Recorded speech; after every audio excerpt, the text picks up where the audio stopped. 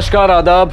Crime petrol सतर्क के black headlines अध्याय के आज के एपिसोड में मैं अनूप सोनी आप सबका स्वागत करता हूं। आज हर तरफ दहशत का माहौल है। हर इंसान के दिल में एक डर है कि पता नहीं वो कब घर से बाहर निकले और उसके साथ कोई हादसा हो जाए। और इन सब में मीडिया पूरी तरह से सक्रिय है। बड़ी सुर्खियों से लेकर छोटी से छोटी खबरें भी हम तक आसानी से पहुंच रही हैं। लेकिन आज भी ऐसे कई गांव खेड़े हैं जहां अपराध होता है, लेकिन उस अपराध को बाकी देश की नजरों तक आते आते काफी वक्त लग जाता है। यहां तक कि घटित अपराध के बारे में पुलिस को भी बहुत देर से पता चलता है, जिसकी वजह से इंसाफ का मिलना लगभग नामुमकिन सा हो जाता है।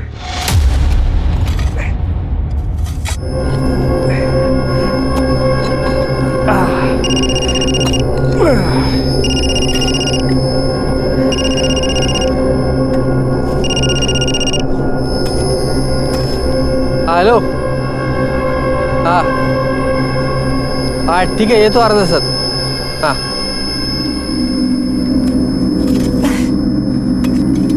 हाई ग, मेरे को शहर जाना पड़ रहा है बीज लेने के लिए। तू यहाँ का काम निपटा ले।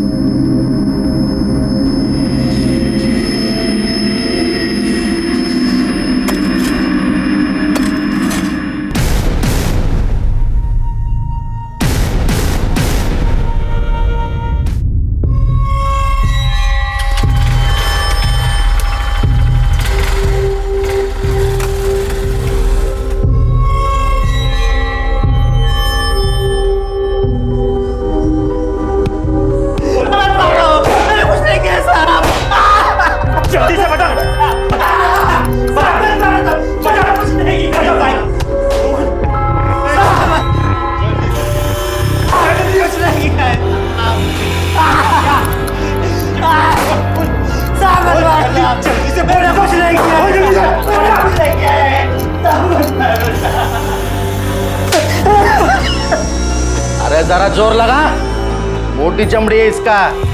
ऐसे फूल की तरह मारेगा तो होगा क्या? दे देना उनके हाथ, बोल देना जो बोल देना। सर ओ, इसको सब समझा दिया सर। देना। साहब, मेरे भाई ने मेरी नाक में दम कर रखा है, छोड़ने का नहीं इसको।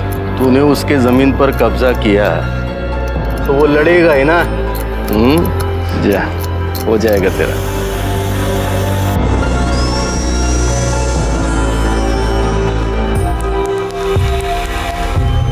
ये ले तेरा हिस्सा।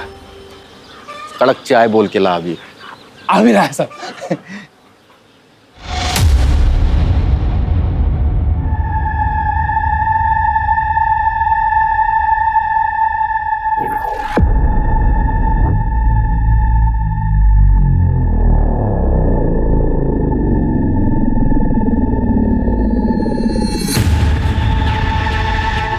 साहब, मेरे को रपट लिखा नहीं। क्या हो गया? देवरानी जेठानी का झगड़ा? अरे ये पूरी दुनिया डूब जाएगी, लेकिन ये औरतों का झगड़ा कभी खत्म नहीं होता। पिछले हफ्ते वो शिंदे की बीवी और उसके जेठानी के साथ में बाल पकड़ पकड़ के पुलिस चंद में झगड़ रहे थे वो लोग। सब क्या जोर से खींच के दिया था उसने उसको? जोरदार। मेरा तो दिमाग ही गर्म हो गया था। बलात्कार हुआ है साहब मेरे साथ।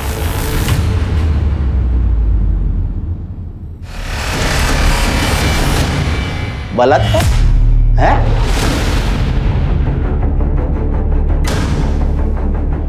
और तू इसे खुले में घूम रही है? मर्द कहाँ है तेरा? काय का मर्द साहब? सब तेरी वजह से हुआ है, तूने उकसाया होगा उसको। अरे आदमी सांड होता है, सांड। जब तक लाल कपड़ा दिखाओ नहीं ना, तब तक वो पीछे नहीं आता। आई सब कुछ चल। नहीं जा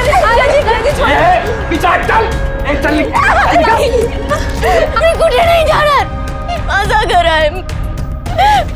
और तू कैसा आदमी है? तेरी बीवी का बलात्कार हुआ, उसको घर से निकाल रहा है। हाँ निकालूंगा, तेरे को भी निकालूंगा और तेरी हिस्से निकाल। आप ही बताओ इसमें मेरी क्या गलती है? आप ये मर्द जाते ना, एक नंबर की टेढ़ी होती है। लेकिन ऐसे टेढ़े लोगों को सीधा करना हम लोगों को बराबर आता है। साहब ऐसे कैसे घर में रख लेता साहब? वो झूठी हो गई थी और झूठन में खाता नहीं। अब तेरे लिए वो झूठी हो गई। कहाँ गए 7 फेरे 7 जन्मों का बंधन? अरे कानूनन वो तेरी बीवी है, कानून से पल्ला नहीं झाड़ सकता तू। और कानून से बढ़कर कोई नहीं है। अब कानून भी आप है और जज भी आप है, समझ गया ना गायत्री? क्या रे, रिश्वत देता है मेरे को? वो भी ऐसी चिंदी?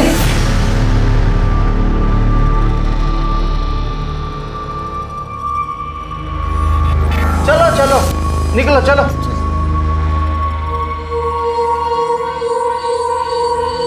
कितना भी नाटक कर ले, कितना भी जोर लगा ले, तुझे अपने घर में रहने नहीं दूंगा मैं। रहने नहीं दूंगा मतलब?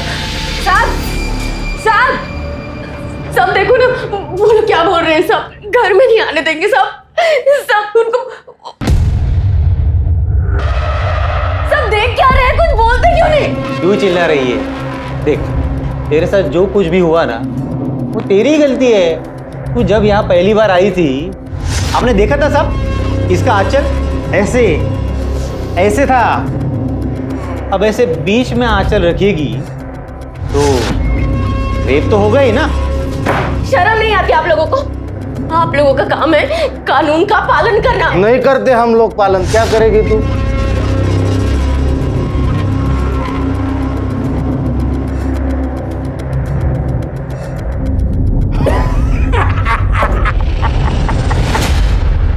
आदरणीय एसपी साहब, हम रामनगर गांव से ये पत्र लिख रहे हैं। हमारे साथ बहुत बुरा हुआ है। यहाँ की पुलिस उन बलात्कारियों को पकड़ ही नहीं रही।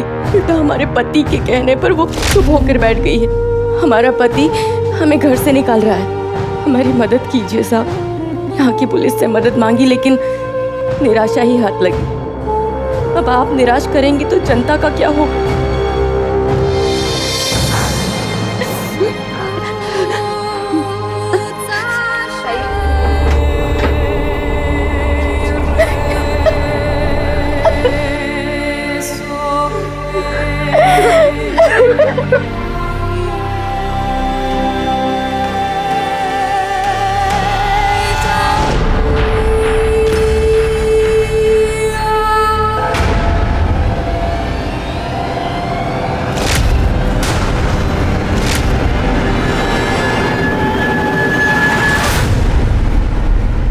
आप?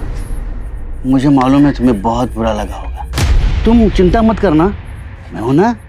मैं तुम्हें वो सम्मान दूंगा जो तुम्हारे पति ने तुम्हें दिया नहीं होगा। मैं तुम्हें अपने साथ रखूंगा, अपनी बीवी बनाकर। शर्म नहीं आती आपको? हूँ मैं आपकी। क्या फर्क पड़ता है, लेकिन हो तो तुम औरत ही ना। और औरत का एक ही काम होता है, मर्द को खुश रखना। वैसे भी तुम अब मोहित के कुछ काम की तो हो नहीं, कम से कम मेरे काम में तो आ जाओ। हिम्मत कैसे हो तुम्हारी ये बोलने की?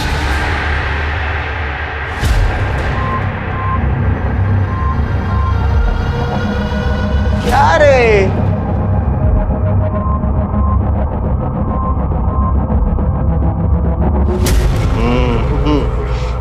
जा, हो जाएगा तेरा। वाह साहब वाह, और जेब गरम करो आप अपनी। वहाँ किसी की जिंदगी बर्बाद हो रही है, उससे आपको कोई फर्क नहीं है। अब क्या हो गया? तू फिर से क्यों आ गई? मेरे ससुर ने मेरा बलात्कार किया है। अब भी आप चुपचाप बैठे रहना। अरे देवा, फिर से तेरे साथ बलात्कार हो गया। शर्म आनी चाहिए तुम दोनों को।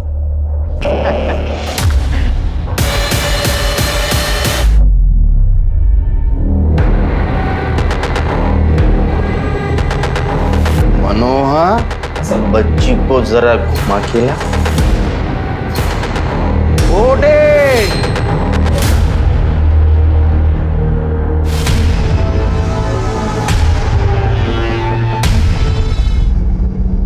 अब फिर से पुलिस स्टेशन आई ना, टांगे तोड़ देंगी तेरी।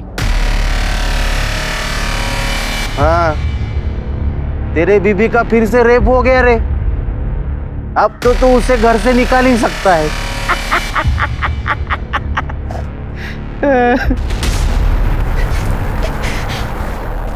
तुम जैसे लोग तो हम जैसे कमजोर लोगों पर ही जोर आजमा सकते हो। मैंने एक चिट्ठी तो पहले ही बड़े साहब को लिख के डाल दी। अब दूसरी चिट्ठी में बताऊंगी कि तुम लोगों ने मेरे साथ क्या किया। अब तुम लोगों को तो भगवान भी नहीं बचा सकता। आई! आई!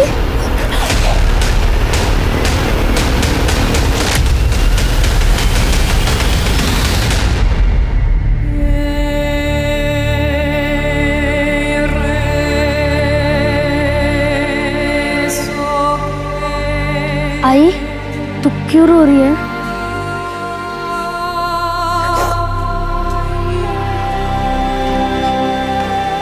तुझको भूख लगी है ना?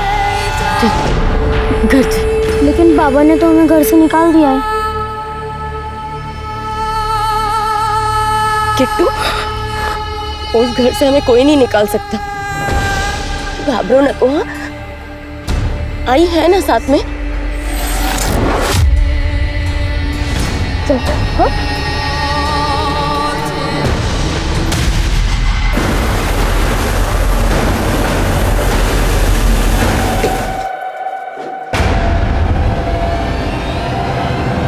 शायद संध्या के साथ हुआ यह अपराध भी वहां होने वाले बाकी अपराधों की तरह हमेशा के लिए दफन हो जाता, लेकिन इस नाउम्मीदी में भी उम्मीद की एक किरण दिखी। संध्या ने जो चिट्ठी जिले के एसपी को लिखी थी, उस पर कार्यवाही हुई और क्राइम ब्रांच के ऑफिसर्स को वहां भेजा गया।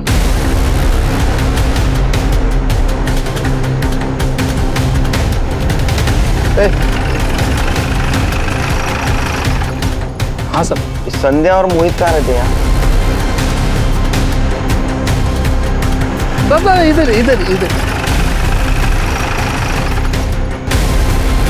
साहब, आप लोग शहर से आए क्या? हाँ, शहर के पुलिस स्टेशन से आए हम लोग। कौन सा घर है? रुक क्यों गया? यही घर है साहब। चल। नहीं, मैं आता है साहब, आप जाइए ना।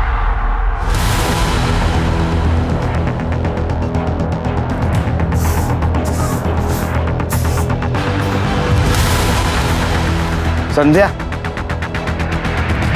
तुम संध्या हो? नहीं। संध्या को बुला। कौन है आप लोग? पुलिस, शहर से आए हम लोग। संध्या ने हमें एक लेटर लिखा था, उसमें लिखा था उसके साथ रेप हुआ। कहाँ है संध्या? बुला उसे। वो नहीं है, वो मर गई। मर गई? कैसे? वो उसको दिल का दौरा पड़ा था।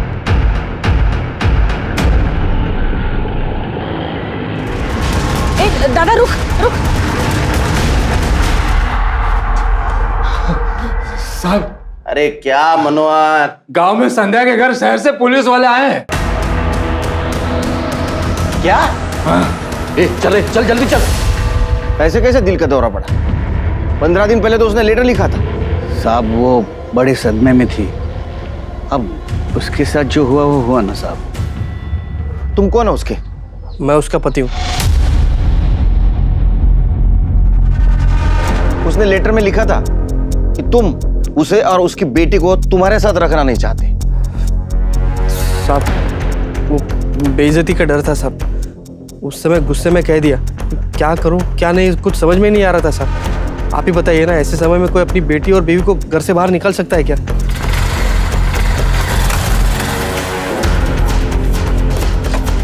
सर, आप लोग पुलिस से? हाँ जी सर। तुम्हें कैसे पता चला? छोटा सा गांव है हमारा, कोई भी नया आदमी आ जाता है तो पता चल जाता है सर। कौन हो तुम लोग? साहब, मैं दर्पण शिंदे और ये हमारे साहब कैलाश मौर्य। कहाँ से हो तुम लोग? सर यही के चौकी में पोस्टेड है हम लोग सर। यह चौकी है? हाँ साहब, अभी 6 महीने पहले बनी है। तुम्हारी बच्ची कहाँ है? और साहब वो बहन के घर है मेरे। पता करो। पता करने की जरूरत नहीं सर, हम लोगों ने पता कर लिया है। साहब आप चलिए ना, चौकी पे बैठ के बात करेंगे। हाँ सर।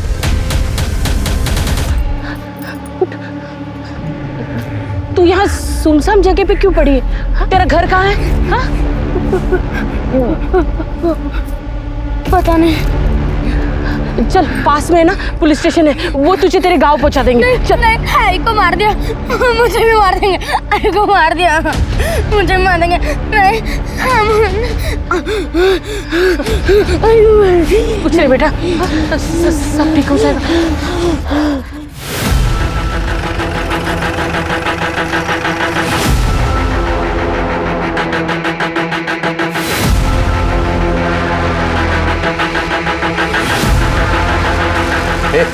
साहेब आले चहा घेऊन जा असं.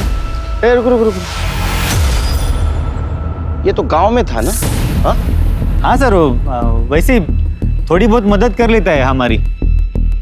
ए जा चाली क्या जा. आइए ना, आइए अंदर आइए, चलो आइए.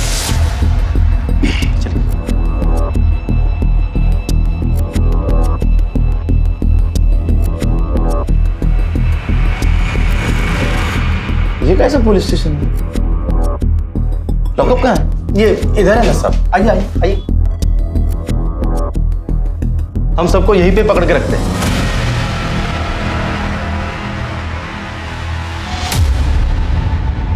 हाँ सर, वो गद्दा, वो क्या है कि रात में देर हो जाती है तो हम लोग यहीं पे सो जाते. वो डे नाइट काम करते हैं ना सर. सर आइए ना वहाँ पे. हाँ चलिए सर.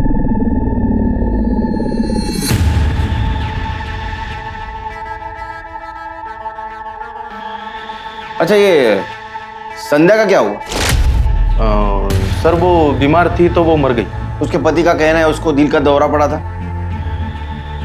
हाँ, वो बीमार चल रही थी तो उसको दिल का दौरा पड़ा तो फिर वो मर गई सर. और उसके रेप केस का क्या हुआ? सर वो कुछ बोल ही नहीं पा रही थी. सिर्फ वो इतना बता रही थी कि कोई 2 आदमी आए थे और मुंह पे गमछा बांधे हुए थे. फाइल कहाँ है उसकी? फाइल है ना सर, यहीं पर है. लेकिन साहब अब वही नहीं रही तो क्या केस और क्या फाइल. उसने लेटर में लिखा था कि यहाँ की पुलिस उसको कोऑपरेट नहीं कर रही है और रिश्वत भी लेती है. नहीं नहीं, ऐसा कुछ नहीं है. हमने मोहित को समझाया था कि उसके बीवी को घर पे रखे, लेकिन वो सुनने को तैयार नहीं था साहब. अब क्या उसके घर के बाहर पुलिस बंदोबस्त तो नहीं लगा सकते ना सर, इसके कारण वो भड़क गई. साहब हमने उसके पति को बुला के समझाया भी था. हाँ. लेकिन वो माना ही नहीं. ठीक है, देखते हैं. तो आप लोग जा रहे हैं? फिलहाल आएंगे. फाइल निकाल के रखो. यहीं रुके हैं हम, होटल हरि निवास में. हेलो.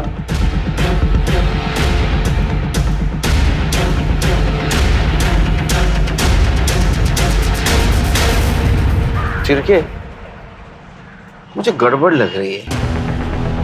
ये पुलिस स्टेशन देखा? सर गांव का पुलिस स्टेशन ऐसे ही होता होगा. चलो.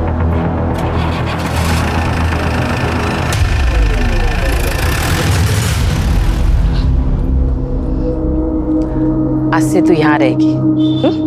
चल चल.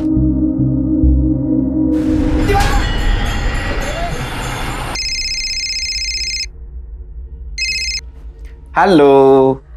आप वहाँ खाना वाना तो ठीक से खा रहे हो ना? एकदम ठीक से. और शुगर टेस्ट किया? अरे कर रहा हूँ बाबा, टेंशन लेने का कोई काम नहीं. और मीठा तो मैं खाता क्या, देखता तक नहीं. अब टेंशन तो होगी ना, ऊपर से आपका फोन नहीं लगता. अरे मैंने बोला ना, यहाँ नेटवर्क का प्रॉब्लम है. तो काम कर, अगर कुछ इंपॉर्टेंट काम रहेगा ना तो दिन में यहाँ के पुलिस चौक में फोन किया कर. चलो को फोन बाद में करता हूँ. बाय. अरे हाँ आ जाओ. शिरके गुलाब जामुन अच्छा है. सर हमारे रहते हुए ऐसा रुका सूखा खाना खाओगे, ये क्या बात हुई सर. एक मिनट सर. और साहब ये तंदूरी है. स्पेशल है सर यहाँ. क्या ये किसने बोला है भेजने के लिए? वो सर हमें लगा कि. क्या लगा तुम्हें? हाँ उठा इसको. सर थोड़ा ले. उठा इसको.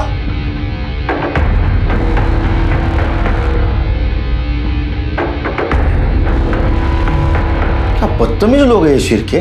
सर गांव की पुलिस है, ऐसे खिला पिला कर स्वागत सत्कार करने की आदत होती है. आप माइंड मत कीजिए सर.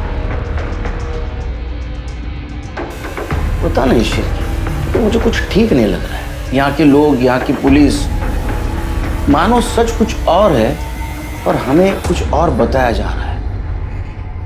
संध्या के बारे में कुछ पता है? क्या होता संध्या के साथ? मुझे नहीं पता है साहब. तुम्हें पता है? वो संध्या, उसका पति तो बहुत मारता पीटता था उसे. कितनी बार तो मैंने ही देखा है साहब. इधर इधर आ. याला घेऊ का शिरके? सर जाने दीजिए, गांव वाले हैं, पुलिस से डर रहे हैं. कोई किसी के लफड़े में पड़ने नहीं चाहता है. फिर पूछताछ जारी रखो, कोई ना कोई हमें खबर जरूर देगा. आइए। सर, ये आपसे कुछ कहना चाहते हैं। बोलो। साहब, आप संध्या के बारे में पूछ रहे हैं? हाँ। साहब, लेकिन मैंने आपको कुछ बोला, ऐसा किसी को बताना मत। डरो मत, बोलो। साहब, सच कहूँ तो बड़ी बदनसीब थी बेचारी। पति रोज मारपीट करता था उसे। अच्छा हुआ साहब मर गई। साहब, संध्या के 4 टुकड़े करके उसे कुएं में फेंक दिया था। कौन से कुएं में?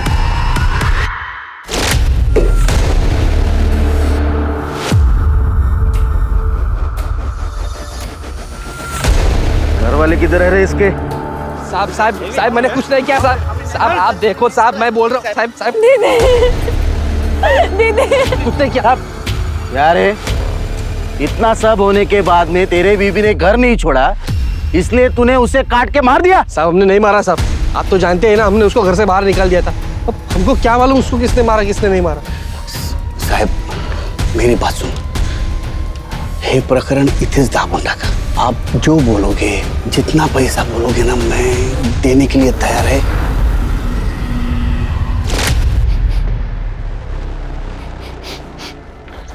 शिरके, लगता है ये कुआं कोई यूज नहीं करता, यहाँ कोई आता जाता नहीं। ए चड्डी, इधर कोई पानी भरने आता है? पहले आते थे सर, पर अब 10-12 दिन से कोई नहीं आता। क्यों? पता नहीं सर। जाओ। शिरके, कुएं के आसपास फॉरेंसिक करवा। अगर सच में संध्या को काट के इस कुएं में डाला है तो ब्लड के ट्रेसेस जरूर मिलेंगे। बेकार की बात है साहब, हमने खुद उसकी लाश देखी हुई है, उसके घर भी गए थे चौकसी करने। तो यहाँ के लोग ऐसा क्यों कह रहे हैं कि उसको मारकर उसके 4 टुकड़े करके कुएं में फेंका गया था? अब ये गाँव है, अभी लोगों को नहीं जानते साहब। आपसी दुश्मनी निकालने के लिए ये लोग सब ऐसी बातें बनाते रहते हैं। और ये जो मोहित है ना साहब, ये पैसे वाला है, उसकी काफी जमीन है, ऊपर से इकलौता है। ये सब लोग ऐसा चाहते हैं कि इसको अंदर कर लिया तो इसके जमीन पर कब्जा कर देंगे। एक बात समझ में नहीं आ रही है, संध्या ने लेटर में साफ साफ लिखा था कि उसके साथ बलात्कार हुआ है और यहाँ की पुलिस उसको कोऑपरेट नहीं कर रही। तो हो सकता है उसका खून हुआ हो और उसके खून के ऊपर तुम पर्दा डालने की कोशिश कर रहे हो। क्या बात कर रहे हो सर, हम लोग ऐसा क्यों करेंगे? वो तो हम पता लगा लेंगे। संध्या की मौत दिल का दौरा पड़ने से हुई, इस बात की पुष्टि करने के लिए तुम्हारे पास कुछ मृत्यु प्रमाण पत्र है उसका? वो तो नहीं है साहब, लेकिन बनवा लेंगे। क्या मैंने ये सुना है सच है कि उसे काट कर उसको कुएं में फेंका गया था? काट कर? साहब, कैसी बातें कर रहे हैं आप साहब? सच में ऐसा कुछ नहीं हुआ था साहब, लेकिन मेरी बीवी के साथ बलात्कार किया गया था, ये बात सच है। और वो किसने करवाया था ये मुझे मालूम है। किसने किया था? इसके और संध्या के सगे भाई ने। तुम्हारा भाई क्यों करेगा? ताई ने कहा था कि बाबा के घर पर मेरा और ताई का भी हक है, तो मैंने ये बात घर पे की तो गोपाल भाऊ और रुक्मणी वहिनी ने मुझे घर से बाहर निकाल दिया। तो मैं ताई के पास आ गई और ताई मुझे वापस लेकर गई थी गुस्से में वहाँ। ऐसे कैसे निकाल दिया आप लोगों ने इसको घर से? क्योंकि तेरी ये बहन यहाँ बैठ के ना बेकार की बातें करती थी। हक की बात करना कब से बेकार की बात करना हो गया दादा? और इसने जो कुछ भी कहा ना मेरे कहने पर कहा। ये घर और ये जमीन, इन दोनों पर हम दोनों बहनों का भी हक है। हक? कौन सा हक? तेरी जब ये शादी हुई थी ना, आई बाबा ने जितना भी सामान दिया था तुझे, उसमें तेरा हक खत्म हो गया। 50,000 के सामान के लिए तुम 20 लाख की जमीन और घर पर हक जताना चाहते हो? देख, यहाँ खड़ी होकर ना बेकार की बातें मत कर। इस घर और जमीन में एक ढेला भी नहीं मिलेगा तुम दोनों को। देखती हूँ मैं कैसे नहीं मिलेगा हमें हमारा हक। मैं भी देखती हूँ तू क्या करती है। पता है ना मेरा भाई कौन है? जान से मारकर ऐसा गायब करेगा ना कि किसी को कुछ पता भी नहीं चलेगा। ए वहिनी, ये धमकी ना किसी और को देना। ताई तू चल यहाँ से, ताई चलना। चल निक। रुक्मणी वहिनी के भाई कुंदन, वह भी जेल में है और अंदर से भी गलत काम करते हैं। और फिर ताई का रेप हो गया। ताई ने न्याय की बहुत गुहार लगाई जीजू से, पर जीजू ने। अच्छा, तो तुम्हारे जीजाजी ने तुम्हारी बहन और उसकी बेटी को घर से बाहर निकाला और तुम इसी घर में रह रही हो? ये साहब नहीं निकाला, और निकाला भी तो वापस लेके भी आया साहब। मैं कह रहा हूँ ना, ये उसी ने सब करवाया बलात्कार। और खून? साहब खून वून कुछ नहीं हुआ साहब, मेरी बीवी दिल का दौरा पड़ने से मरी है। कहाँ रहते तेरा भाई? आगे वाले गांव में।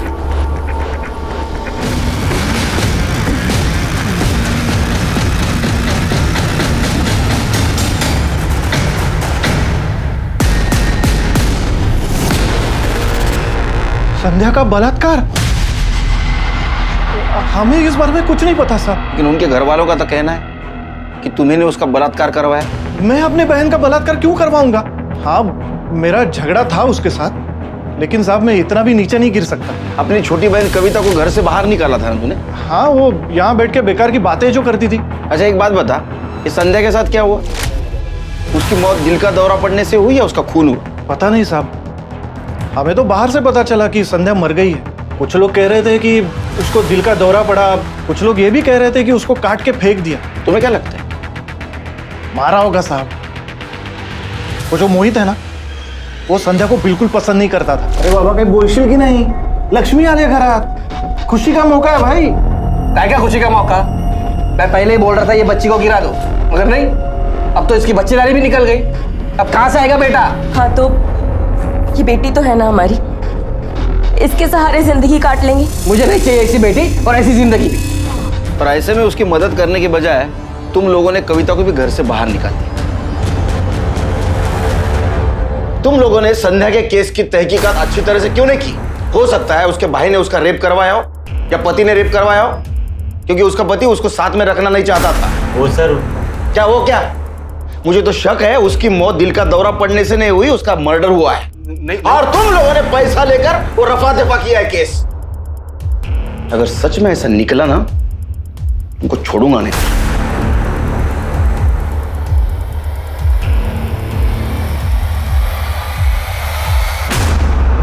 हाँ, अरे बोला ना नेटवर्क नहीं था। हाँ, तो पुलिस स्टेशन की लैंडलाइन पे फोन करने का। कहाँ फोन करूं? वहां का नंबर देख रही थी मैं ऑनलाइन, पर किसी चौकी का नाम ही नहीं आ रहा। ऐसे कैसे हो सकता है?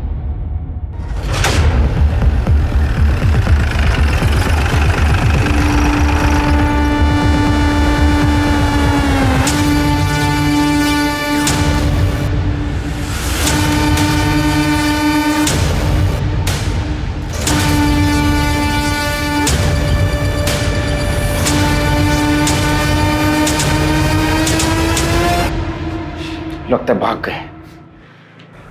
शिरके सर्च करो। काटे सर, अंदर ये FIR रजिस्टर मिला, ये देख, गाने लिख रखे। बैंड बजाऊंगा ना उनकी शिरके, देखो चुना ला करता है।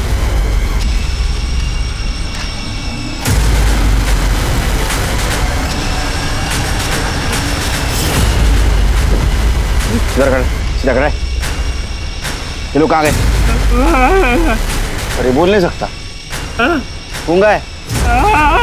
ये नकली पुलिस स्टेशन है, ये लोग भी नकली थे। तेरे को पता था? चल लिख के बता, कौन थे वो लोग? लिख के बता, कौन थे लोग?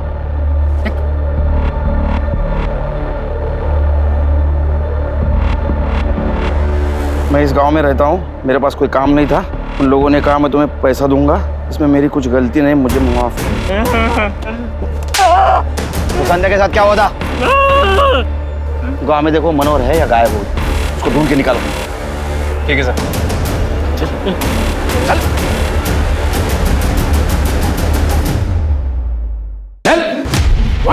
फोड़ो तलवार, फोड़ो उसका। फोड़ तलवार, फोड़ तलवार उसका। खड़े रहे। बता। बोल। साहब वो संध्या थी ना, इस नकली पुलिस स्टेशन के आड़ में एक बेचारी महिला पर अत्याचार हो रहा था। उसकी लाश का क्या किया?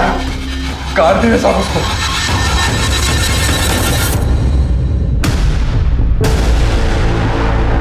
रुक रुक रुक, आराम से साफ करो, हाथ से साफ करो। चीर के बॉडी को पोस्टमार्टम के लिए भेजो। और देखो ये संध्या की बेटी किट्टू कहाँ? हमने ऐसे कई केसेस देखे हैं जहां कोई नकली पुलिस वाला बनकर आम जनता को परेशान कर रहा होता है, उनसे पैसे ऐंठ रहा होता है। लेकिन कैलाश और दर्पण ने तो पूरा का पूरा नकली पुलिस स्टेशन ही बना दिया था। अगर संध्या ने वो चिट्ठी ना लिखी होती तो उसकी मौत के साथ साथ उसकी कहानी भी हमेशा के लिए खत्म हो जाती। संध्या को क्यों मारा? मैंने संध्या को नहीं मारा साहब। वो संध्या का केस रफा दफा करने के लिए पैसा दिया ना तूने? साहब वो पुलिस वाले मेरे पीछे पड़ गए थे साहब, मेरे को सजा दिलवाने वाले थे। ऊपर से बाबा ने भी संध्या का रेप कर दिया था साहब, तो डर तो लगेगा ही ना। तरस खा के रेप किया तूने, और जब उसने लेटर लिख के पुलिस को बताने की कोशिश की तो तूने मुझे मत मारो साहब, मैंने नहीं मारा। किट्टू के बारे में झूठ क्यों बोला? तेरी बहन के घर पे नहीं हो, कहाँ है? तो साहब हम लोग डर गए थे ना, घाबर लो तो ना साहब कि मुझे आप भी पहले गायब हो चुकी थी। मैं आपको सब बता रहा हूँ, संध्या ना संध्या उसके भाई ने मारा होगा। अरे साहब गलत बात कर रहे हैं वो लोग, मैंने कुछ भी नहीं किया है। तुम्हें तो बड़ा घमंड था ना अपने भाई पर। साहब मैंने तो बस उसे डराने के लिए कहा था, और वैसे भी कुंदन क्या करेगा, वो तो पहले से ही जेल में बंद है। और साहब हमें कविता को घर में नहीं रखना था, इसलिए हमने कहा था। उस दिन तुमने हमें क्यों नहीं बताया तुम्हारी बहन संध्या का खून हुआ था? क्या बताती सर, जीजाजी ने मुझे जबरदस्ती अपने साथ रखा था, मारते थे पीटते थे, शादी करना चाहते हैं वो। ताई ताकत थी मेरी, ताई के जाने के बाद मुझे कुछ समझ ही नहीं आ रहा था कि मैं क्या करूं, कहाँ जाऊं। भाऊ और वहीनी ने मुझे घर से बाहर निकाल दिया। सर मेरे किट्टू को ढूंढ दीजिए सर, वो मेरी ताई की आखिरी निशानी है।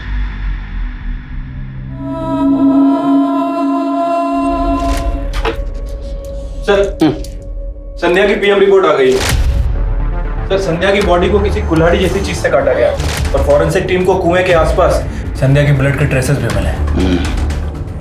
कितनी शर्म की बात है शिरके, संध्या पुलिस के पास मदद मांगने आई थी, पर ये दर्पण और कैलाश ने नकली पुलिस बनकर उसका शोषण किया। संध्या एक बहादुर औरत थी, अगर नकली पुलिस स्टेशन गांव में नहीं रहता तो शायद संध्या शहर के पुलिस स्टेशन में मदद मांगने जाती, और आज वो बच जाती। किट्टू का कुछ पता चला? सर फिलहाल तो उसके बारे में कोई अपडेट नहीं है। मैंने किट्टू की फोटो सभी पुलिस स्टेशन में सर्कुलेट करा दी है, और अपने खबरी नेटवर्क को भी अलर्ट कर दिया। वैसे सर मैंने संध्या की फैमिली के कॉल रिकॉर्ड्स भी चेक किए। सर एक अजीब बात सामने आई, मोहित के फोन पर लगातार 2 लोगों के फोन आ रहे थे, किशन और प्रभात। और जिस दिन संध्या का रेप हुआ, मोहित कह रहा था कि वो बीज लेने शहर गया हुआ था, लेकिन सर वो झूठ बोल रहा था। और सर फोन लोकेशन के अकॉर्डिंग वो गाँव में ही था। उसी दिन मोहित के फोन पर किशन का फोन आया, और उसके बाद उन दोनों की फोन की लोकेशन जहाँ संध्या का रेप हुआ था उसी जगह की है। लेकिन और दोनों को सब हम दोनों ने मोहित की बीवी को बलात्कार किया था साहब।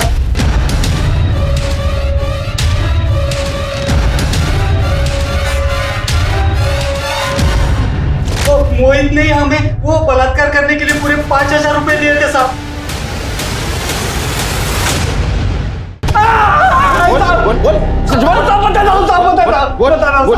मैंने अपनी बीवी का बलात्कार करा है।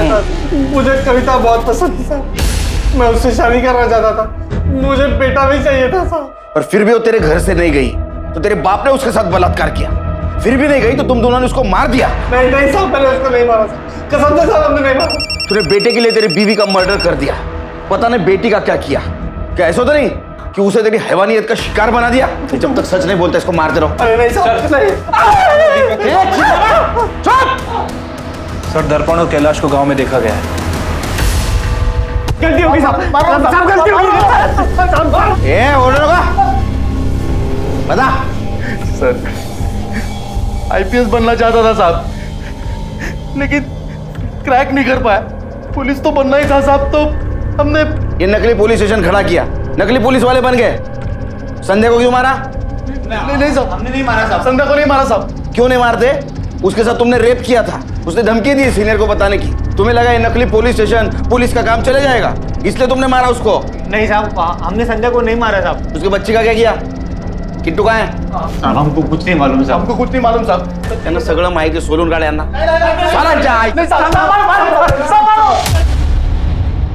सर चाय एक्स्ट्रा शक्कर है ना? हाँ सर, डाक लेना। सर ये देखिए वीडियो वायरल हुआ है। राजू किराना स्टोर नायगांव, मतलब किट्टू मुंबई में।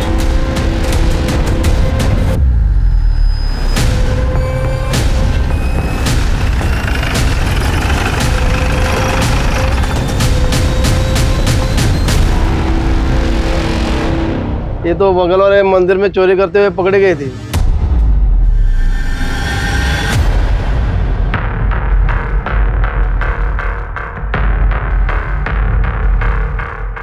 पूरा लगी हुई है।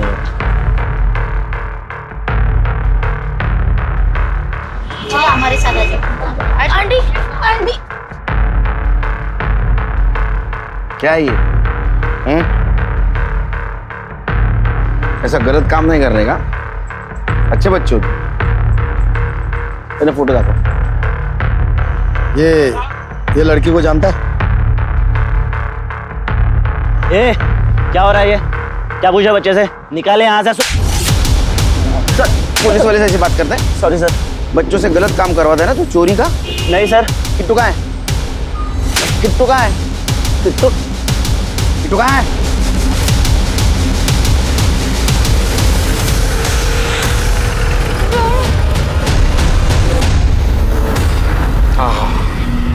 गर्मा गर्म वड़ा पाव। यस, भूख लगी है ना? अच्छा बेटा, एक बात बताओ, तुम्हारे भाई को किसने मारा था? देखा तुमने उसे? हाँ। किसने?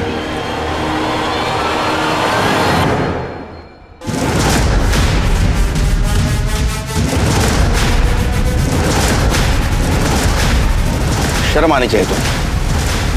लेके चलो इनको। ताई मुझसे हमेशा कहती थी कि अपने हक की लड़ाई लड़, तो मैंने अपने हक के लिए लड़ी। मुझे लगा था कि उसका रेप हो गया तो वो चली जाएगी, लेकिन वो नहीं गई। उसका पति उसे नहीं, मुझे पसंद करता था।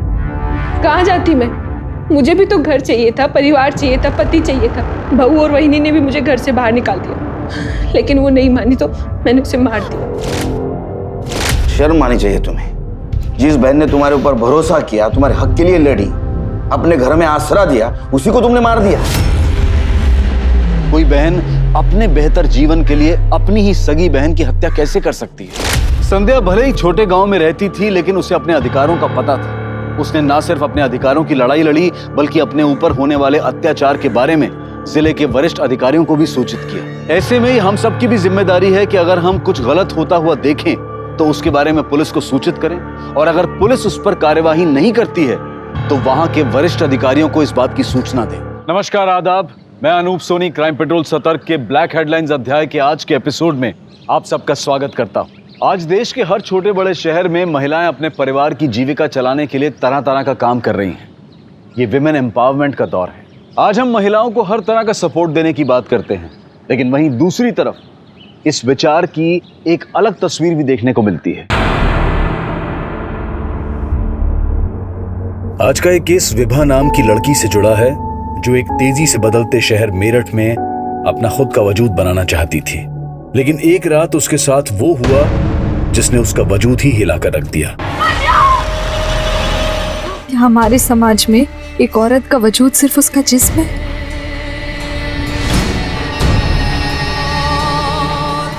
हम सोचते हैं हमें अपने दर्द भूलकर आगे बढ़ना चाहिए, पर मैं अपना दर्द अपने अपनों से भी नहीं बांट पा रही थी। बस एक झूठी मुस्कान लेकर आगे बढ़ने की सोच रही थी।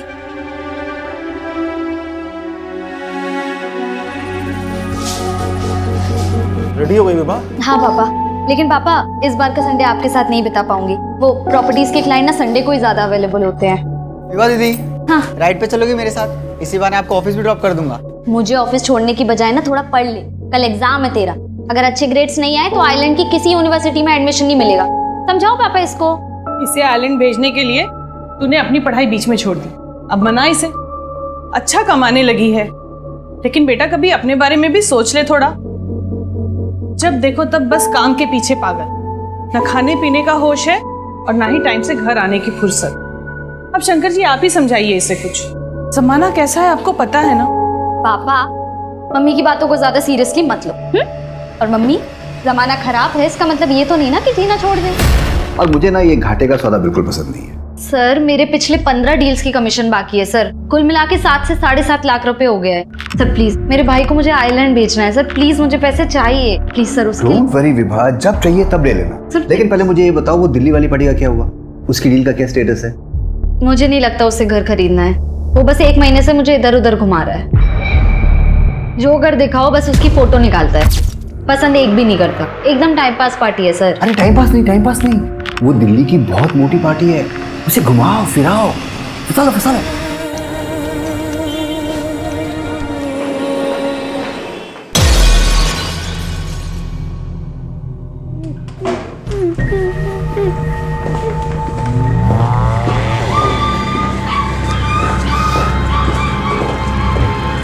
हाँ माँ, मैं आ रही हूँ। अरे बस कॉलेज से निकली हूँ, पहुँच जाऊंगी।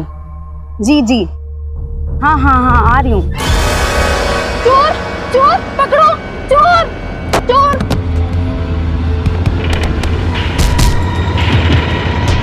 Hello police. ग्राउंड में भी देख लिया, पड़ोसियों से पूछ लिया, और कहाँ जाके कासिफ का कुछ पता चला? तो मैं मना करा था ना मैंने, कासिफ को बाहर मत जाने देना। बेटा इसमें बहू की क्या गलती है? कासिफ जब हमसे नहीं संभलता तो ये क्या संभाल सकती है उस? बेटा तुमने कासिफ को आखिरी बार कब देखा था? पापा मैं उसके लिए सूप बना रही थी, पता नहीं कब बाहर निकल गया, मुझे पता भी नहीं लगा। और वरना मैं ध्यान रखती ना उसका, आप जानते हैं ना। हाय, तुम्हारा भाई कासिफ? जुबी क्या है ये? वो क्या है ना, इसको देखकर ना मेरा खून उबलता है, खून सुखाने में लगी। चोरी करता है। बार जेल जाके अक्ल नहीं है तुझे?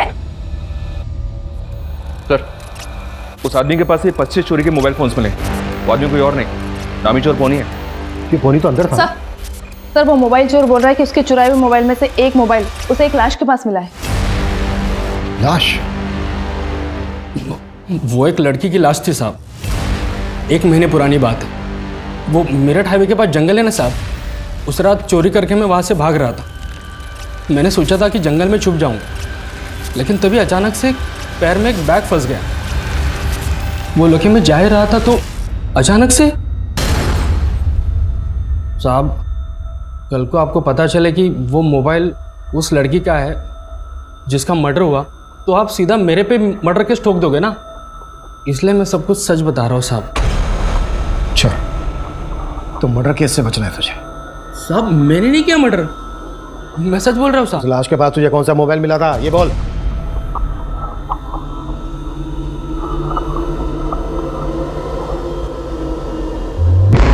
ये था साहब। पक्का ये था ना? हाँ साहब यही था।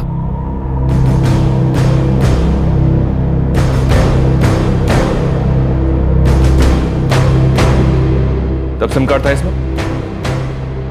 बोले तब था साहब, मैंने निकाल के फेंक दिया वहाँ पे।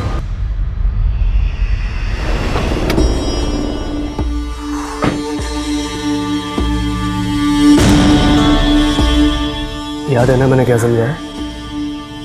कासिफ, कासिफ बेटा, कासिफ बेटा, तू ठीक तो है ना? क्या हुआ? अरे हो झील के पास पहुंच गया था, वहीं खेलते खेलते गिर गया होगा। वो तो मेरे एक दोस्त ने देख लिया, फोन करके बता दिया मुझे। फालतू में डर रहे थे। शुक्र है अल्लाह का बेटा। अरे अंदर लेके जाइए ना। हाँ, पट्टी उट्टी करो आरजू की। हाँ फिर हाँ मिल गया। हाँ बोलो। कासिफ को छोड़ने की कीमत याद है ना तुम्हें?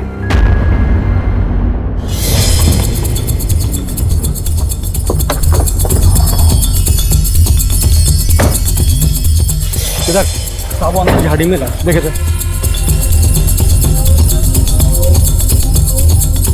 सब वहाँ।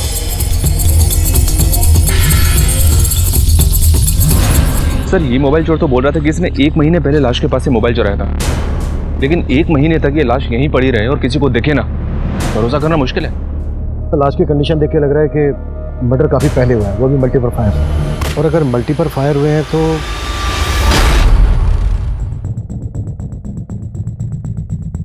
ये तो बुलेट है सर। इसने बताया था कि मोबाइल से सिम कार्ड निकालकर तोड़कर फेंक दिया था। सबको बोलो चेक करें कि यहाँ पे कोई टूटा हुआ सिम कार्ड मिलता है क्या।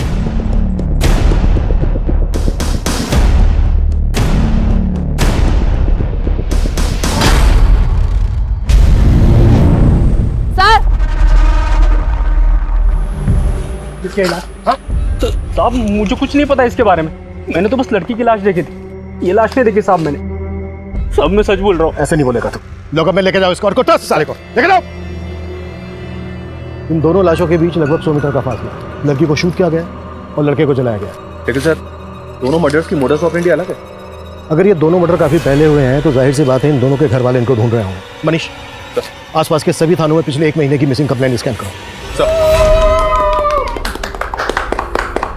और फाइनली हमारे पेरेंट्स के शादी के 25 इयर्स कंप्लीट। 25 साल से ये जोड़ी हिट है। Best couple and best best best mummy papa.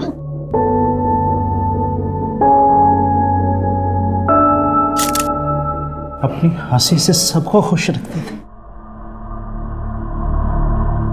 पर अचानक से एकदम सब कुछ बदल गया। 1 महीना गुजर गया और विभा को हमेशा समझाती थी उसको कि बेटा संभल के रहा कर, लेकिन उसने मेरी एक भी नहीं सुनी। मम्मी विभा दीदी आ जाएगी। और पापा मेरे फ्रेंड के फादर की एमएलए से बोलचाल है, हम उनसे बात करते हैं ना, वो पुलिस पे प्रेशर डालेंगे तो वो अच्छे से काम करेंगे।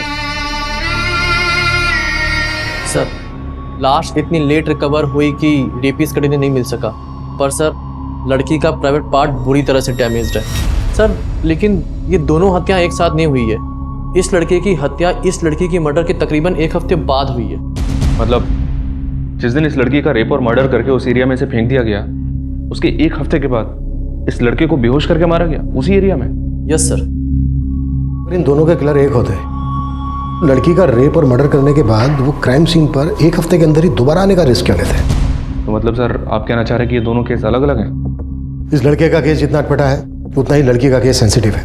लड़की को रेप करके मारा गया है, ऐसा कोई भी विकृत मानसिकता का आदमी कर सकता है। मुझे नहीं पीना है गंगा सूप। कासिफ चलो बैठो बैठो। ये सूप आपको सिर्फ फिजिकली ही नहीं मेंटली भी स्ट्रांग बनाएगा। आप भी मुझे बेअकल समझती हो? अरे बिल्कुल नहीं, आप तो बहुत स्मार्ट हो। मैं स्मार्ट लगता हूँ आपको? जी, और अगर आप ये हेल्दी फूड खाओगे तो आपकी स्मार्टनेस और बढ़ जाएगी। चलो फिनिश करो।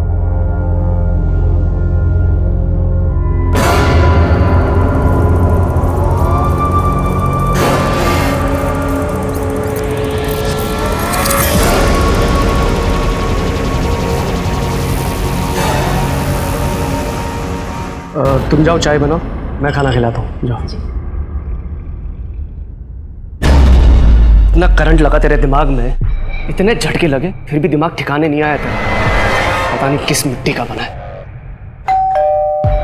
फिनिश करे सर।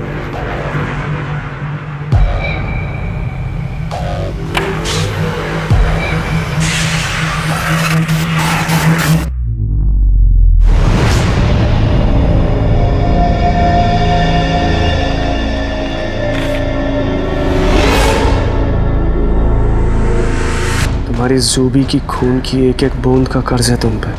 कासिफ को छोड़कर कन्नी काट ली मुझसे।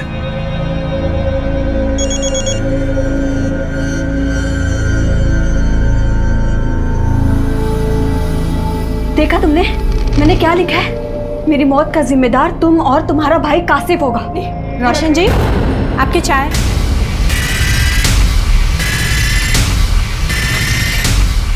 अरे अरे क्या हुआ? करंट लगने वाला है। हाँ करंट लगने वाला है? तो फॉरेंसिक ने कंफर्म किया है जो बुलेट्स हमें लड़की की डेड बॉडी से मिले थे वो इन्हीं छल्लों के जो हमें क्राइम सीन से मिले थे। 0.9 mm बोर की कंट्री मेड पिस्टल का इस्तेमाल किया गया इस मर्डर में। खबरों को काम पर लगा दो और इलीगल्स आर्म सप्लायर्स की डिटेल निकालो जो इस तरह की 9 mm कंट्री मेड पिस्टल बेचते हैं। उनसे हमें लड़की के रेपिस्ट और किलर्स की कोई लीड मिल सकती है। हाँ बोलो। सर उस लड़की के मोबाइल के IMI नंबर से पता चला है कि वो फ़ोन विभा नाम की लड़की का था और सर विभा मेरठ की रहने वाली थी। सर 16 अक्टूबर की रात को उसके पेरेंट्स ने उसकी मिसिंग कंप्लेंट दर्ज करवाई थी दौलतपुरा थाने में।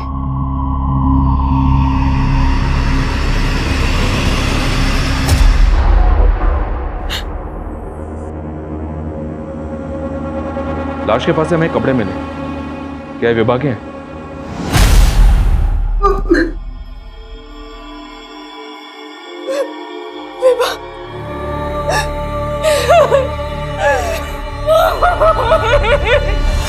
शामली के इलाके में मिली और आप लोग रहते हैं मेरठ में। 16 अक्टूबर की रात जब वो मिसिंग हुई तो क्या वो यहाँ शामली आने वाली थी? सर उस रात को वो अपने ऑफिस से सीधा घर ही आने वाली थी। उसका ऑफिस भी मेरठ में ही है। मेरठ पुलिस से हमें पता चला कि विभा अपने ऑफिस से शाम को 7 बजे निकल गई थी। तो यहाँ शामली इलाके में आपका या विभा का कोई जानने वाला रहता है? नहीं सर।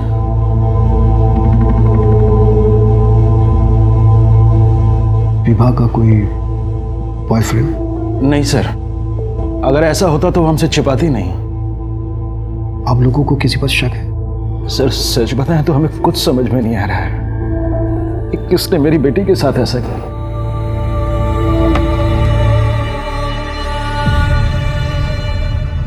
अब पता लग रहा है कि तुम्हें मेरे खून की भी परवाह है और अपने भाई के खून। जुबी, देखो मैं मानता हूँ कि मेरे भाई की वजह से हम एक नहीं हो पाए, लेकिन हम पहले की तरह दिल्ली में रहकर भी मिल सकते हैं ना। इतनी दूर जाने की क्या जरूरत है? जाना पड़ेगा। मैं स्मार्ट हूँ और आप सुपर स्मार्ट। आप मुझे बहुत प्यारी लगती है। कासिफ, आप भी बहुत प्यारे हो।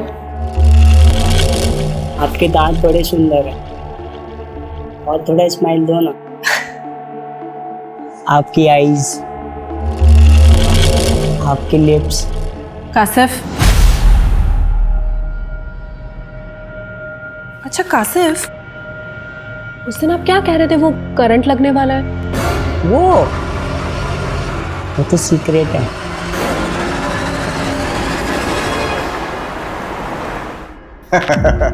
दिल्ली का प्रदूषण आपको फिर से मेरठ खींच लाया। मैं तो हमेशा के लिए मेरठ में बसना चाहता था, लेकिन तुम्हारी जो ये एजेंट है विभा,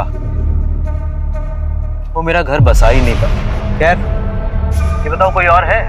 और मतलब घर या घर दिखाने वाली?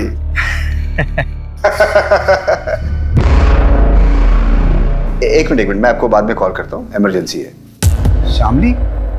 सर विभा शामली क्यों गई, मुझे इसके बारे में कोई आइडिया नहीं है। उस दिन जब वो ऑफिस से गई थी तो उसने मुझे ऐसी कोई बात बताई भी नहीं थी। सर कल मैं डायरेक्टली साइट पे आ जाऊंगी। वो मोदी नगर प्रोजेक्ट का फ्लैट दिखाना है क्लाइंट को। हाँ, लेकिन क्लाइंट को हाथ से जाने मत देना। फंसा लेना। जा जाओ। Okay sir.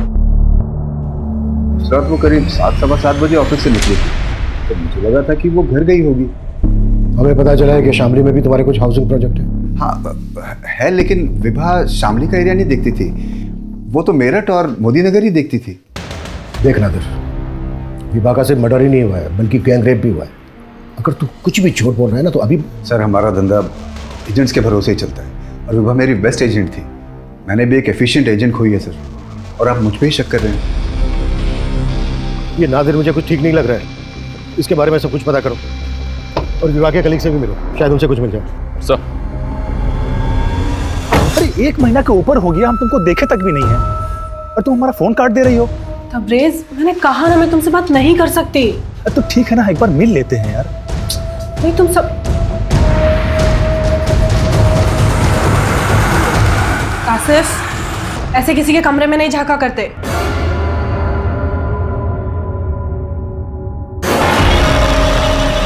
कासिफ क्या कर रहे हो? कासिफ क्या कर रहे हो तुम? कासिफ क्या कर रहे हो तुम? कासिफ! मैंने यूपी दिल्ली की काफी मिसिंग कंप्लेंट्स स्कैन की, लेकिन उसकी पहचान का कोई क्लू नहीं मिला। हाँ मनीष बोलो। सर विभा के कुछ कलीग से पता चला है कि विभा का तकरीबन 7-7.5 लाख रुपए बकाया था नादिर पे, और नादिर उसे पिछले 3 महीने से टाल रहा था।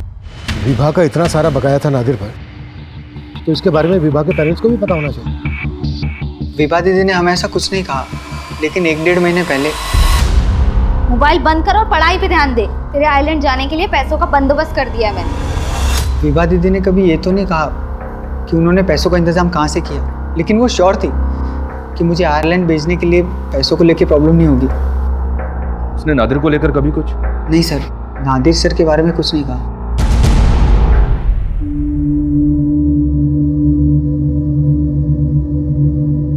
आरजू बेटा, कासिफ में अक्ल नहीं, उसके तरफ से मैं तुमसे माफी मांगता हूँ। बेटा हिम्मत रख, मैं रोशन को वापस बुलाता हूँ।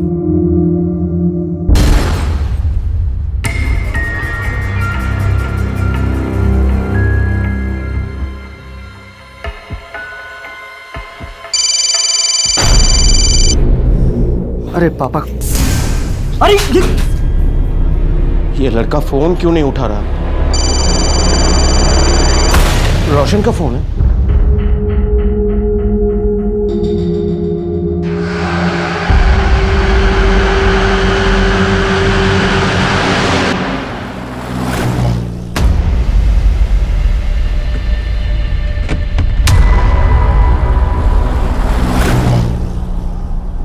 सर मैंने कुछ नहीं किया सर।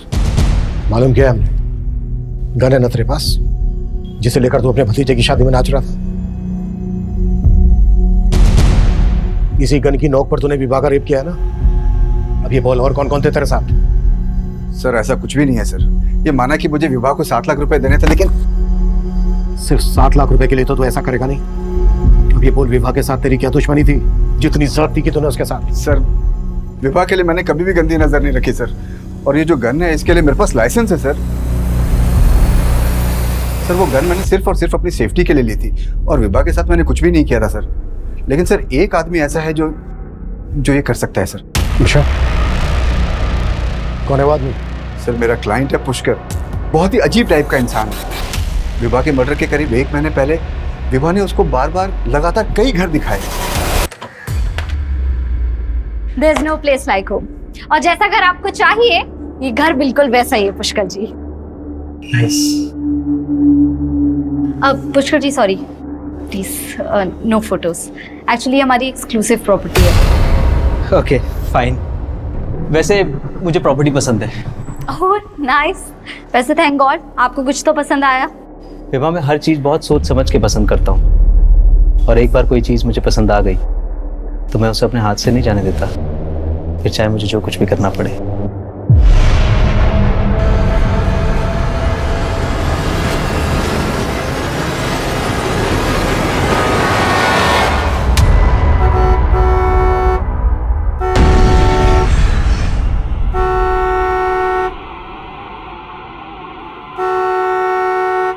अब तो खुश हो ना तुम? अब तो परेशान नहीं करोगी मुझे?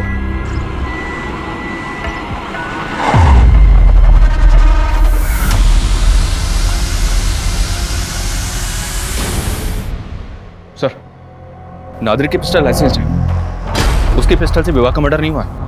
विवाह का मर्डर करने के लिए 0.9 mm की पिस्टल का इस्तेमाल किया गया, जबकि नादिर की पिस्टल 0.8 mm की है। नादिर अपनी लाइसेंस पिस्टल का इस्तेमाल तो करता नहीं, और नादिर जैसे आदमी के लिए किसी दूसरी पिस्टल का इंतजाम करना भी कोई मुश्किल काम नहीं है। लेकिन सर वो जिस पुष्कर का नाम ले रहा है उसका नंबर विवाह के कॉल रिकॉर्ड्स में है। पुष्कर के अलावा और भी कई क्लाइंट्स के नंबर हैं विवाह के कॉल रिकॉर्ड्स में।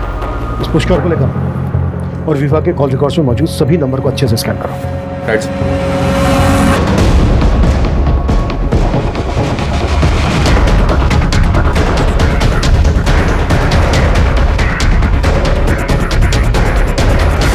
पीछे हटो, पीछे हटो, पीछे चेक करो इन सबको।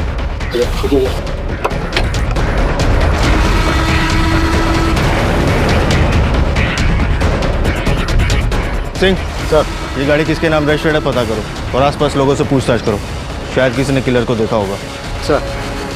सर सर मैं क्यों मारूंगा विवाह को? मैं तो पसंद करता था सर उसे। पसंद करता था? हाँ सर मैं करीब 1 महीने से मिल रहा था उसे, और पहली बार देखते ही सर मुझे उससे प्यार हो गया था।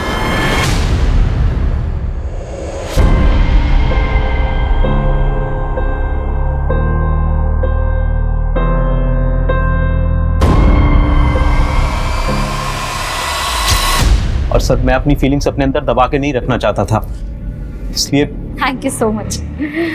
फाइनली आपको कुछ तो पसंद आया। विवाह में हर चीज बहुत सोच समझ के पसंद करता हूँ, और एक बार कोई चीज मुझे पसंद आ गई तो मैं उसे अपने हाथ से नहीं जाने देता, फिर चाहे मुझे जो कुछ भी करना पड़े। ये सब बोल के आप क्या कहना चाहते हैं? नहीं विवाह देखो, कोई भी घर घर तब कहलाता है जब उसमें लोग रहते हों, और मैं तो सिंगल हूँ, इसलिए मैं एक घर के साथ साथ एक लाइफ पार्टनर भी ढूंढ रहा हूँ। देखो मैं बहुत अच्छा कमा लेता हूँ, ना मैं सिगरेट पीता हूँ ना शराब पीता हूँ, मेरा कोई क्रिमिनल रिकॉर्ड भी नहीं है, और मेरा किसी के साथ डिस्प्यूट भी नहीं है। देखो पुष्कर जी प्लीज प्लीज आप मेरी बात समझिए, मैं ऑलरेडी इंगेज्ड हूँ। इंगेज्ड? मतलब विभा ने तेरे से कहा था कि उसकी शादी होने वाली है? हाँ सर, उसने मुझे यही बोला था। लेकिन उसके पेरेंट्स ने तो हम जैसी कोई बात नहीं बताई। क्या? रोशन, रोशन। सर, रोशन एक हफ्ते से अपने कारोबार के सिलसिले में जयपुर गया हुआ था सर। वो आज ही दिल्ली लौटने वाला था। अच्छा सलामत जी, आप बता सकते हैं कि रोशन की किसी के साथ कोई दुश्मनी वगैरह? नहीं सर, ऐसा कुछ नहीं था। रोशन की किसी के साथ कोई दुश्मनी नहीं थी सर। नहीं सर, वो लड़का जरूर झूठ बोल रहा है। विवाह कभी इंगेज थी ही नहीं। देखिए शंकर जी, हम पुष्कर की बात पे भरोसा नहीं कर रहे हैं, पर यह भी तो हो सकता है कि विवाह की जिंदगी में वाकई में कोई लड़का हो जिसे वो पसंद करती है। प्रेजेंट में ना सही, पास्ट में सही। सर, विवाह का कोई अफेयर नहीं था, लेकिन हाँ 4 महीने पहले हमने उसकी एंगेजमेंट करवाई, पर वो रिश्ता भी टूट गया। किससे करवाई थी आप लोगों ने एंगेजमेंट उसकी? आलोक सचदेवा NRI है सर, हमारे पड़ोसी जस्सी की जान पहचान का लड़का। शंकर जी कहने के लिए आयरलैंड से हैं, लेकिन उनको शादी इंडियन लड़की से करनी है। एकदम स्वदेशी विचार है, अभी तक भारतीय संस्कार बसे हुए हैं। आप मुझसे उम्र में इतने बड़े हैं, फिर आपने अभी तक शादी क्यों नहीं की? मैं आपसे झूठ नहीं कहूँगा, मेरी पहले भी शादी हुई थी, लेकिन चल नहीं पाई। हमारा डिवोर्स हो गया था। और सर, विभा भी इस शादी के लिए तैयार हो गई थी। हमने तो शादी की तैयारी भी शुरू कर दी थी। विभा, अरे ओ विभा, देख तो ये कैसा लग रहा है। क्या बात है, ऐसे मुंह क्यों लटका हुआ है तेरा? अरे दीदी, आप टेंशन क्यों ले रहे हो? मैं भी तो आयरलैंड रहूंगा ना, आप बोर नहीं होंगे वहाँ? आशुतोष, पर हम दोनों आयरलैंड चले जाएंगे तो मम्मी पापा यहाँ अकेले पड़ जाएंगे ना। नहीं बेटा, जब हमारा मन नहीं लगेगा ना तो हम आ जाया करेंगे तुझसे मिलने। पर पापा, मैं ये शादी नहीं कर सकती। क्यों बेटा, क्या हो? मैं आपको और मम्मी को छोड़ के इंडिया के बाहर नहीं जाना चाहती। सर, अपने चाहता कि वो अपना फैसला बदल ले, लेकिन हम सब फोर्स नहीं करना चाहते थे, इसलिए रिश्ता तोड़। ठीक, आप लोग हमें इस आलोक और उसकी फैमिली की डिटेल दीजिए। आलोक सचदेव की भूमिका पता करने के साथ साथ विभा के कॉल रिकॉर्ड्स में मौजूद हर नंबर को खंगाला जा रहा था। कई illegal arm dealers, sex offenders और हिस्ट्री शीटर्स को राउंड अप किया जा रहा था। वहीं विभा के साथ मिली लाश की पहचान का कोई क्लू नहीं था और उसे अज्ञात लाश मानकर। तबरेज, मैंने तुम्हें कहा ना मुझे फोन मत करो, अभी रोशन का मर्डर हुआ। अगर किसी ने मुझे तुमसे बात करते हुए देख। किससे बात कर रही थी? Hello hello. तबरेज, ये तबरेज कौन? कहीं इसके लिए तुम दोनों ने मेरे बेटे को तो नहीं मरवा दिया ना? बस कीजिए, आप मेरे ऊपर इल्जाम मत लगाइए, वरना मैं भी सबको बता दूंगी कि आपके छोटे बेटे ने मेरे साथ क्या किया। ये बोलकर तुम अपना गुनाह नहीं छुपा सकती हो।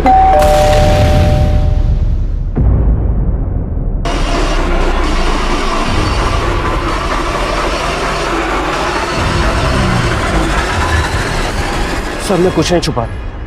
रोशन जयपुर का ही बोल के गया था, लेकिन मर्डर से 1 हफ्ते पहले तक रोशन का फोन हिमाचल के किन्नौर में एक्टिव था। वैसे ये जुबीना शेख कौन है? जुबीना? हाँ, जुबीना। रोशन अक्सर इसको कॉल किया करता था। इनफैक्ट जुबीना का फोन रोशन के साथ किन्नौर में ही एक्टिव था। दोनों का अफेयर था क्या, जो 1 हफ्ते तक दोनों साथ में थे? सर, जुबीना उसके साथ में कॉलेज में पढ़ती थी, मुझे नहीं मालूम वो दोनों साथ में थे। एक मिनट। हेलो सर, जुबीना के घर पे ताला लगा हुआ। सर, आलोक सचदेवा के बारे में पता किया, जिससे विभा की शादी होने वाली है। आलोक और उसकी फैमिली तो पिछले 2 महीने से आयरलैंड में ही है। पर क्या ये लोग वाकई में विभा के रेप और मर्डर में शामिल होंगे? एक बात अटपटी लग रही। विभा ने अपनी मर्जी से रिश्ता किया था और फिर खुद ही तोड़ दिया। क्या वजह हो सकती है इसकी? मेरठ की रहने वाली विभा का मर्डर होता है मेरठ से कोई 60-70 किलोमीटर दूर शामली इलाके में। मर्डर वाली रात को विभा शामली इलाके में क्यों गई? सर, विभा का अफेयर हो, इस एंगल में तो कुछ भी नहीं मिल रहा। लेकिन सर, ऐसा भी तो हो सकता है कि ये रेपिस्ट विभा और उसकी फैमिली से कनेक्टेड ना हो। ये कोई रैंडम सेक्स ऑफेंडर्स हो जिन्होंने विभा को किडनैप किया, उसका रेप किया और मार के फेंक दिया। 1 हफ्ते से रोशन उस जुबीना के साथ और आप मुझ पर शक कर रहे थे। और ये कासिफ, ये भी उसे मिट्टी का है जैसा रोशन। हाँ, सबने मिलकर मेरी जिंदगी बर्बाद कर दी। छोड़ूंगी नहीं मैं आप लोग को, देख लूंगी सबको। मेरे लोग क्या है इस घर में, और यहाँ पर देखो। कहाँ भाग रही हो आरजू? कवरेज तो हमारे पास, लॉकअप में। सर मैं सर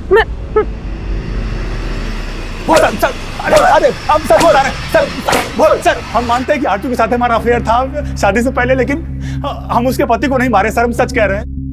सर तबरेज मेरा बॉयफ्रेंड था, लेकिन मैं उसे भूलकर अपने शौहर रोशन के साथ जिंदगी बसर करना चाहती थी। मैं रोशन को नहीं, रोशन मुझे धोखा दे रहा था। और इसीलिए तुमने और तबरेज ने मिलकर रोशन को मरवा दिया, और जुबीना को भी उन्हीं किलर्स ने गायब किया था ना? सर मेरा इस सब में कोई हाथ नहीं है, मेरे साथ तो उल्टा इतना गलत हुआ। रोशन का छोटा भाई कासिफ, सर उसने मेरे साथ रेप करने की कोशिश की, और अब आप मेरे ही ऊपर रोशन के मर्डर का शक जता रहे हैं। और सर हमको तो पक्का यकीन है कि इसमें आरजू का भी हाथ नहीं हो सकता है, ये कोई और ही है जो बहुत बड़ा गेम खेल रहा है। पापा, नादिर सर ने मुझे उनके ऑफिस बुलाया था। उन्होंने विभा दीदी के 7 लाख रुपए दे दिए। दीदी हमेशा चाहती थी कि मैं आयरलैंड जाके पढ़ाई करूं। तो तू इन पैसों से आयरलैंड जाना चाहता है क्या? नहीं, वो मैं आयरलैंड चला गया तो आप दोनों अकेले हो जाओगे। पर हिचकिचा मत बेटा, विभा का सपना था कि तू आयरलैंड जाके पढ़ाई, इसलिए मैं ये सब कुछ पूछ रहा था। मैं भी यही सोच रहा था कि विभा दीदी का सपना पूरा करना चाहिए। सर दिल्ली के देवकी नगर इलाके में इंपॉर्टेंट बात यह है कि रोशन के मर्डर में भी विभा के मर्डर की तरह .9 mm पिस्टल का इस्तेमाल किया गया। देवकी नगर पुलिस से डिटेल शेयर की तो पता चला कि इन दोनों मर्डर्स में एक ही पिस्टल का इस्तेमाल किया गया। रोशन का मर्डर करने वाला विभा की गैंग रेप से भी कनेक्टेड होगा? क्योंकि सर रोशन मर्डर केस में प्राइम सस्पेक्ट है जुबीना। रोशन के भाई कासिफ के बारे में पता चला है कि इसने अपनी भाभी का रेप करने की कोशिश की थी। इसने रेप करने की कोशिश की? जी हाँ सर, देवकी नगर पुलिस को स्टेटमेंट दिया इसने कि जुबीना ने इसको किडनैप करके रखा था, और देवकी नगर पुलिस को इस बात का भी शक है कि मर्डर के वक्त जुबीना भी रोशन के साथ मौजूद थी, और सर मर्डर वाले दिन से ही जुबीना अंडरग्राउंड है। रोशन और विभा का मर्डर एक ही पिस्टल से किया गया। जुबीना और जुबी का कनेक्शन अब विभा मर्डर केस से जोड़कर देखा जा रहा था, लेकिन विभा और जुबीना का कोई कनेक्शन पुलिस को नहीं मिल रहा था। दिल्ली पुलिस के साथ साथ यूपी की शामली पुलिस भी अब जुबीना की तलाश में जुट गई थी, और आखिरकार जुबीना को दिल्ली में उसके रिलेटिव्स के घर से अरेस्ट कर लिया गया। विभा? सर मैं किसी विभा को नहीं जानती, और मैं उसका रेप क्यों करवाऊंगी? विभा को उसी गन से शूट किया गया है जिस गन से रोशन को मारा गया। तुम रोशन के मर्डर में भी इन्वॉल्व थी, और विभा को भी तुम ही ने मरवाया। सर मैंने रोशन को नहीं मारा, मैं सच कह रही हूँ। रोशन के भाई ने स्टेटमेंट दिया है हमें कि तुमने उसे किडनैप किया था। उसे किडनैप करके तुम रोशन को ब्लैकमेल कर रही हो। तो आप उस सरफिले लड़के की स्टेटमेंट पे भरोसा कर लेंगे? ऐसे नहीं मुखलेगी, मुखलवाओ। सर मेरी बात तो सुनिए सर। सर उस बेअक्ल लड़के ने खुद मेरी जिंदगी खराब कर दी। ऐसा क्या था उसने जो ऐसा बोल रही हो? सब मैं रोशन से बहुत प्यार करती थी, और हमारे घर एक दूसरे का आना जाना लगा रहता था। एक दिन रोशन और उसके फादर कासिफ को मेरे घर छोड़कर कहीं बाहर चले गए थे, और कासिफ ने मेरे साथ बदतमीजी करने की कोशिश की। हम दोनों मिलकर चॉकलेट खाएंगे ना। अरे कासिफ पुलिस को सब कुछ बताऊंगी जाकर। नहीं बेटा। रोशन और उसके फादर ने मुझे पुलिस स्टेशन आने के लिए रोका। रोशन हमेशा कहता था कि वो मुझसे शादी करेगा, लेकिन उसके फादर ने उसकी शादी उस आरजू से करवा दी। मैं सच कह रही हूँ सर, मैं रोशन को सिर्फ पाना चाहती थी। मैंने पानी से की तो मरवा दिया उसको। मैंने उसे नहीं मारा सर, उसे तो उस एसयूवी वाले लड़कों ने मारा है।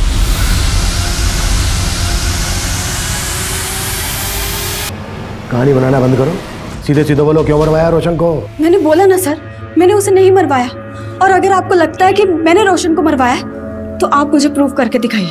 कुछ किया होगा तो प्रूव नहीं हो जाएगा। एसयूवी का नंबर बोलो। मुझे नहीं पता कुछ भी सर, लेकिन हाँ वो एसयूवी सफेद कलर की थी। रूबी की स्टेटमेंट के बेसिस पर पुलिस ने रोशन की हत्या वाले दिन की ऐसी कई सीसीटीवी फुटेजेस को खंगाला जहां से पुलिस को उस एसयूवी की लीड मिल सकती थी। वहीं जुबीना की मदद से उन लड़कों के स्केचेस बनवाए गए जिन्होंने रोशन पर गोली चलाई थी। आखिरकार पुलिस की कोशिश रंग लाई और उस एसयूवी का नंबर पता कर लिया गया।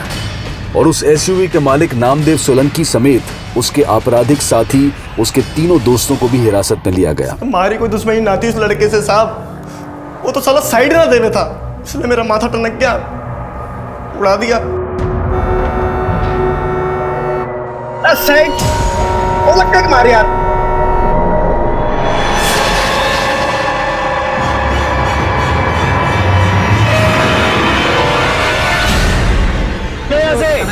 गाड़ी कहाँ लगा दिया आपने? साले तो विवाह का गैंग रेप तुम लोगों ने किया है? कौन विवाह? ना साहब, हमने कोई गैंग रेप नहीं किया। अच्छा, विवाह का मर्डर तुम लोगों की गन से किया गया है? तो साहब गन तो हमने किराए पे ली थी अपने दोस्त से। किस लिए ली थी? साहब वो एक को डराने के लिए ली थी। गन किस दोस्त से ली थी?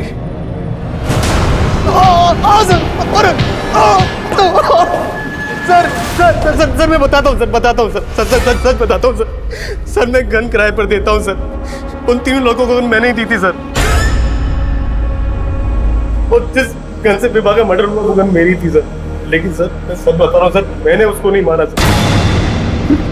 तो फिर किसने मारा? किसको दी थी तूने अपनी गन? और कौन कौन इन्वॉल्व है इसमें? बोल! इतना बड़ा गेम खेला तुमने? हाँ? अब ड्रामा करने की कोई जरूरत नहीं है, जस्सी ने बता दिया सब कुछ हमें। सर 5 साल पहले मेरी वाइफ की डेथ हो गई थी। मेरे 2 छोटे छोटे बच्चे से पड़ोसी के नाते विवाह मेरे घर पे आया जाया करती थी। बच्चों के साथ उसका लगाव था, बच्चों के साथ साथ वो मुझे भी पसंद करने लगी सर। लेकिन तेरा अफेयर उसकी माँ के साथ चल रहा था।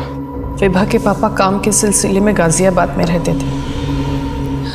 हफ्ते के 5 दिन वो वहीं रहते थे।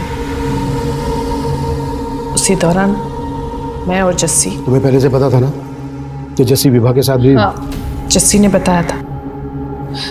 उसने बताया था कि विभा उसे चाहने लगी है और वो उसे शादी भी करना चाहती है। मैंने विवाह को किसी तरह समझा कि शादी के लिए मना किया और तरुणा के कहने पर मैंने विवाह के लिए रिश्ता खोजा। खुद से दूर करने के लिए आपने मेरी शादी फिक्स कराई है ना? विवाह, अब इन बातों का कोई मतलब नहीं है। मेरे 2 बच्चे हैं, तुम अच्छे से जानती हो। तुम मुझसे कैसे शादी कर सकती हो?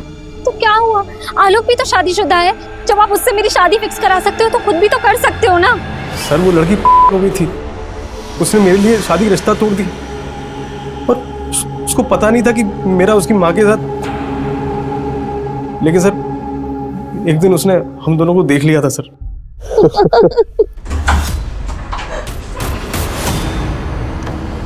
अम्मी?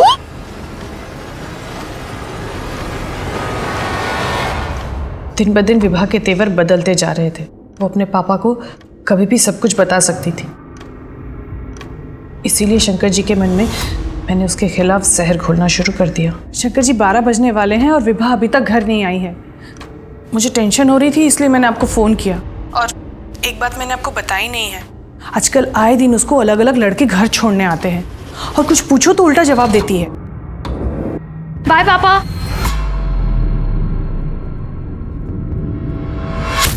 शंकर जी, शंकर जी देखिए मुझे विभा के रूम से क्या मिला, ये देखिए। और ये पहली बार नहीं मिला है मुझे, ये दूसरी बार मिल रहा है। 2 बार प्रेग्नेंट होके अबॉर्शन करा चुकी है लड़की। मैं अभी बात करता हूँ उससे। नहीं नहीं सुनिए, इन सब मामलों में आपका लड़की से बात करना ठीक नहीं है। मैं समझाती हूँ उसे।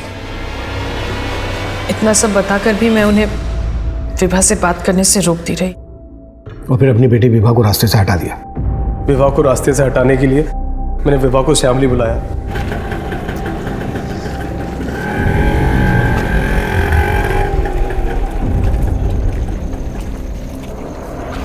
बोलो, क्यों बुलाया? क्या हुआ? इतनी रात को क्यों बुलाया मुझे? अरे क्या बताऊं, पानी सर से ऊपर चला गया है। ये लड़की 4-5 लड़कों के साथ शामली में पार्टी करने चली गई है। अरे तो रोका क्यों नहीं तुमने उसे? अरे रोका, लेकिन सुनती कहाँ है वो मेरी। प्लीज आप जाइए ना, उसको लेकर आइए। इतनी रात को पता नहीं क्या कर रही है वो। तुम टेंशन मत लो, मैं देखता हूँ, ठीक है? सुनिए, हाँ। मैंने ना वो जस्सी जी को बुला लिया है, उनके पास बाइक है, तो उनकी बाइक में बैठ के आप चले जाइए। जल्दी आइए आगे। चलिए शंकर जी, बाइक ले आओ, आइए जल्दी। देखता हाँ, हूँ, हाँ।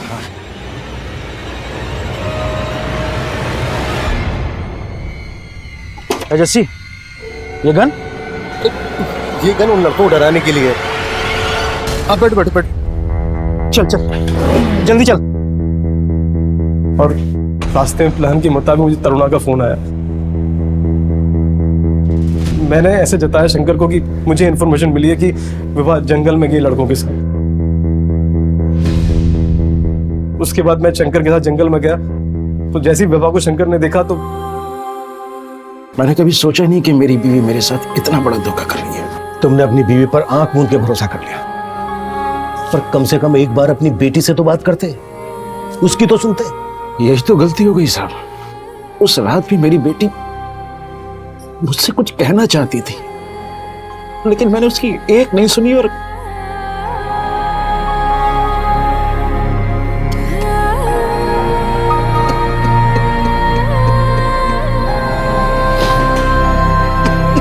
अब मैं अनूप सोनी आपसे विदा लेता हूं। फिर मुलाकात होगी क्राइम पेट्रोल सतर्क के ब्लैक हेडलाइंस अध्याय में एक और नए केस के साथ। और याद रखें, क्राइम और आपके बीच में सिर्फ इतना फर्क है कि आप कितने सतर्क हैं। सतर्क रहें, सुरक्षित रहें। जय। इस तरह के और भी एपिसोड देखने के लिए हमारे चैनल को सब्सक्राइब करें और बेल आइकन दबाना ना भूलें।